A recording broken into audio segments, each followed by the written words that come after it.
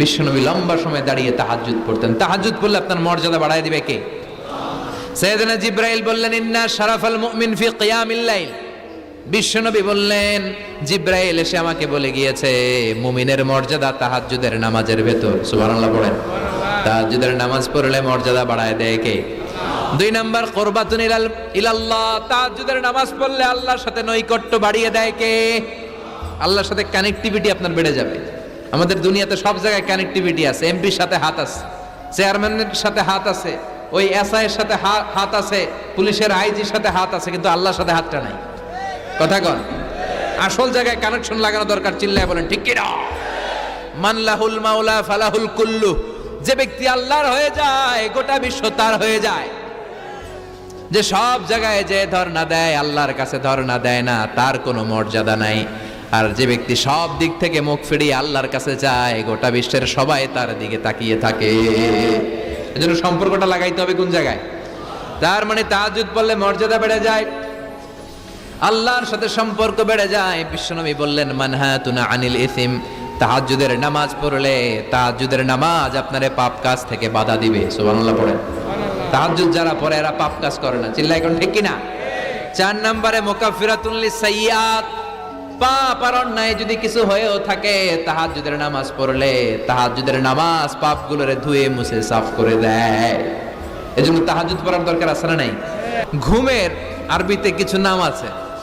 ঘুমের একটা নাম হচ্ছে আন-নুআস। নুআস মানে ড্রোজিনেস।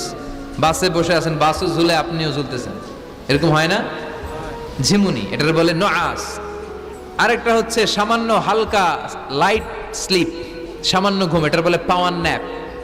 হালকা হালকা ঘুমও আসছে, আবার কে যেন কথা বলে ওইটাও শোনা যায়, এরকম ঘুম আছে না নাই? এটার বলে সিনা। আরবিতে এটার কি কয়? সিনা। আরেকটা হচ্ছে ভালো ঘুম, এটার বলে নাউম। এটার কি বলে? তাহলে পাইলাম নুআস, সিনা, নাউম। আরেকটা হচ্ছে জন্মের ঘুম। কিরকম ঘুম? এমন ঘুম যেই ঘুমে ডাকলেও মানুষ ওঠে না, যেটা শেষ রাতে আমাদের যেই ঘুমটা হয়, রাত 3টা-4টার দিকে কম্বল টেনে টেনে আরেকটু ঘুমাইতে মনে চায়, এরকম একটা ঘুম আছে না নাই? এই ঘুমটাকে আরবিতে বলে হুজুদ। কি বলে? সবাই বলেন। এই হুজুদের ঘুমকে স্যাক্রিফাইস করে ওই টাইমে যে সালাতটা পড়া হয়, ওই সালাতকে আরবিতে বলে সলাতুল হুজুদ বা সলাতুত তাহাজ্জুদ। সুবহানাল্লাহ পড়বেন না? এজন্য রাব্বুল আলামিন বলেন, ওয়া মিনাল লাইলি ফাতাহাজ্জাদ বিহি নাফিলাতান লাকা আসা আন ইয়াবআসাকা রাব্বুকা মাকামাম মাহমুদা।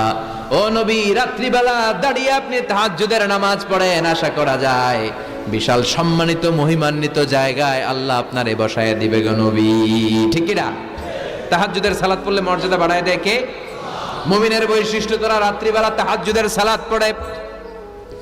ইমানদারদের বৈশিষ্ট্য, তারা হলো ফুরসানান নাহার রুহবানাল লাইল। রাত্রিবেলা তাহাজ্জুদের যায় নামাজে কান্নার ঝড় তোলে, দিনের বেলায় ঘোড়া হাঁকিয়ে জিহাদের ময়দানে জিহাদ করে। ঠিক কি না? দিনের বেলায় চলবে কি? জিহাদ। এজন্য বিশ্বনবীর প্রথম প্রশিক্ষণ নিতে বললেন আল্লাহ, কুমিল লাইলা ইল্লা কালিলা। ও নবী, বিশাল মিশন নিয়ে দুনিয়ার বুকে আপনি এসেছেন গো নবী। প্রথম প্রশিক্ষণ যেটা নিবেন, রাত্রিবেলায় দাঁড়িয়ে দাঁড়িয়ে তাহাজ্জুদের প্রশিক্ষণ। বিশ্বনবীর আদেশ করলেন কে? কিসের আদেশ? সবাই কন আরো জোরে। ওই মুহূর্তটা তাহাজ্জুদের সময়টা এমন সময়, ইয়ানজিলু রাব্বুনা ইলা সামাইদ দুনিয়া।